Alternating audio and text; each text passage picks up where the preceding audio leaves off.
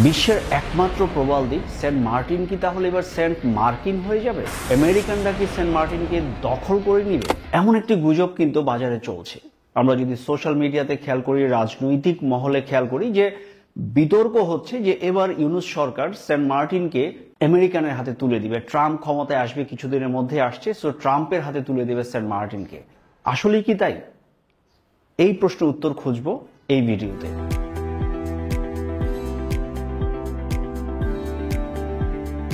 প্রথমেই আমাদের জানা দরকার যে এই গুজবটি কিভাবে বাজারে ডানা মেলল। আমরা যদি খেয়াল করি যে এই বর্তমান অন্তর্বর্তীকালীন সরকার ক্ষমতায় আসার পর সেন্ট মার্টিনের ওপর কিছু বিধিনিষেধ আরোপ করেছে। বছরের 4 মাস পর্যটকদের জন্য সুনির্দিষ্ট কিছু বিধিনিষেধ আরোপ করেছে, যে নভেম্বরে তারা গিয়ে দিনে যেতে পারবে, রাতে থাকতে পারবে না, ডিসেম্বরে গিয়ে আবার চলে আসতে হবে, এরকম আরো কিছু বিধিনিষেধ, এবং দিনে সর্বোচ্চ 2000 পর্যটক সেখানে ভিজিট করতে পারবে, এমন কিছু বিধিনিষেধ তারা আরোপ করেছে। এখন আমাদেরকে আসলে বুঝতে হবে যে এই বিধিনিষেধগুলো কেন দেয়া হয়েছে। আমরা জানি যে এই সেন্ট মার্টিন কিন্তু বিশ্বের একমাত্র প্রবাল দ্বীপ, এবং দুঃখজনকভাবে প্রবালের শতকরা 41% কিন্তু ইতিমধ্যে ধ্বংস হয়ে গেছে। এবং গবেষকরা বলছেন যদি এইভাবে চলতে থাকে, মানে অপরিকল্পিত আমাদের পর্যটন চলতে থাকে, তাহলে আগামী 2045 সাল নাগাদ সব প্রবাল কিন্তু মৃত হয়ে যাবে, এবং সেক্ষেত্রে এই দ্বীপটি ডুবে যাওয়ার একটা ঝুঁকি তৈরি হবে।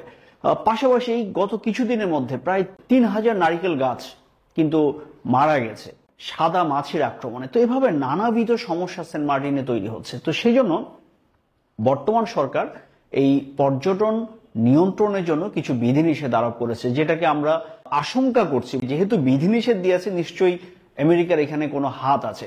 কিন্তু আসলে কি আমেরিকার হাত আছে? সো আমরা যদি একটু পিছনে তাকাই, যে 2023 সালের জানুয়ারিতে, মানে যখন আওয়ামী লীগ সরকার ক্ষমতায়, তখন এই বন্যপ্রাণী সংরক্ষণ এবং নিয়ন্ত্রণ আইনের আওতায় এই সেন্ট মার্টিনের প্রায় 1740 বর্গ কিলোমিটার এলাকাকে সংরক্ষিত এলাকা হিসেবে ঘোষণা করেছিল। তারও অনেক আগে 1999 সালে, তখনও আওয়ামী লীগ সরকার ক্ষমতায়, তখনও এই সেন্ট মার্টিনকে প্রতিবেশগত সংকটাপন্ন এলাকা হিসেবে কিন্তু ঘোষণা করা হয়েছিল।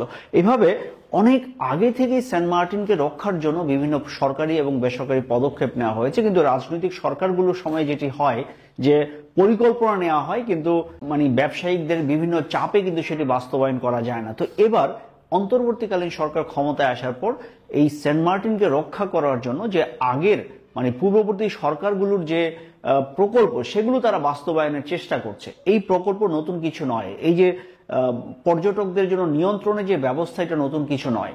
তার মানে হচ্ছে এই সেন্ট মার্টিনকে ঘিরে যে আশঙ্কার জায়গাটা তৈরি হচ্ছে, যেটি আমেরিকাকে দিয়ে দেওয়া হবে, তার কারণ যেটি যে পর্যটন নিয়ন্ত্রণ করা হচ্ছে, এটাকে পুঁজি করে অনেকে যে বাজারে গুজব ছড়াচ্ছে।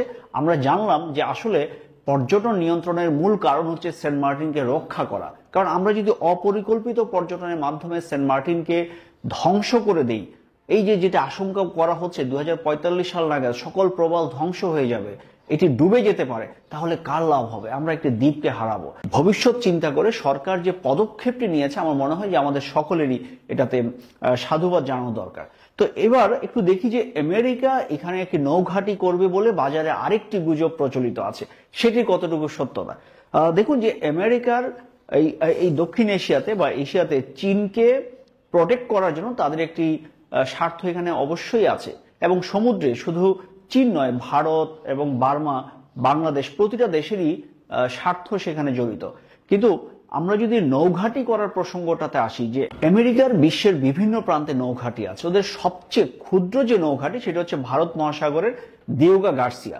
এই নৌঘাঁটির আয়তন হচ্ছে 11 বর্গ মাইল। অপরদিকে সেন্ট মার্টিনের আয়তন মাত্র 6 বর্গ মাইল।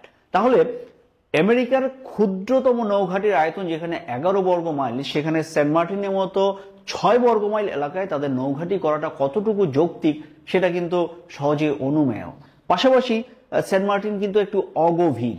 আমরা এখানে বড় বড় জাহাজ কিন্তু এখানে আসতে পারবে না, যে যুদ্ধ জাহাজ কিন্তু নৌঘাঁটিতে যে ধরনের জাহাজ আসে, সেই জাহাজ কিন্তু এখানে আসতে পারবে না। এই অগভীর এবং ক্ষুদ্র আয়তনের কারণে এখানে আমেরিকার জন্য নৌঘাঁটি করাটা ফিজিবল হবে না। তাই আমরা যেভাবে বাজারে গুজব ছড়াচ্ছে, গুজব মানে ছড়িয়ে যাচ্ছে যে আমেরিকা এখানে নৌঘাঁটি করবে, এটা আসলে আমার দৃষ্টিতে এটা কোনো বাস্তবতা নেই। কারণ আমেরিকা যেভাবে নৌঘাটিগুলো বিশ্বের বিভিন্ন দেশে করছে, আমি বললাম যে সবচেয়ে ক্ষুদ্রতম নৌঘাটির আয়তন হচ্ছে 11 বর্গ মাইল, সেখানে 6 বর্গ মাইল এলাকায় তাদের নৌঘাটি করবে বলে আমার বিশ্বাস হয় না। এবং সেন্ট মার্টিন একটি অগভীর সমুদ্র, তো সেখানে এই বিবেচনায় আমাদের আমেরিকা এখানে নৌঘাটি করবে এই ধারণাটি একদমই অমূলক আমার কাছে মনে হয়। তার মানে দুটো বিষয়, প্রথমত হচ্ছে যে সরকার কি কারণে এখানে বিধিনিষেধ আরোপ করেছে সেটি আমরা জানলাম, যে সেন্ট মার্টিনকে রক্ষা করার জন্য।